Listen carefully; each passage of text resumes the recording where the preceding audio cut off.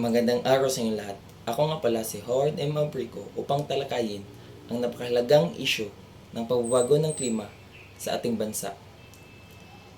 Sa pagdaan ng mga taon, lalo nating naramdaman ang pag-init ng mundo at pagbabago ng klima sa Pilipinas.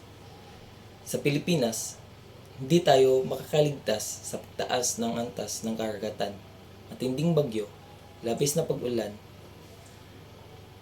at sa pagtaas ng greenhouse gas emission mula sa paggamit ng fossil fuel tulad ng coal, oil at natural gas.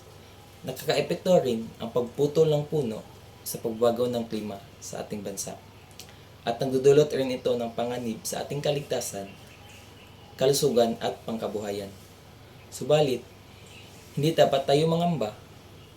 May mga hakbang na maaari tayong gawin upang mabawasan ang epekto ng pagbabago ng klima.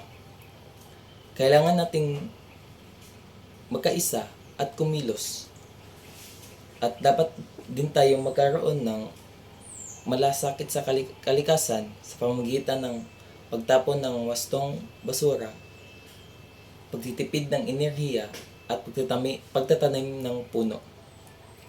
Sa pagkakaisa at sama-samang pagkilos, maaari nating malabanan ang pagbabago ng klima. Hindi lang ito tungkulin ng iisa lang, kundi ng bawat isa sa atin. Kaya sa pagtutulungan natin, maaari nating baguhin ang direksyon ng klima at magtanim ng pag-asa sa ating sarili at sa ating bayan. At yun lamang po.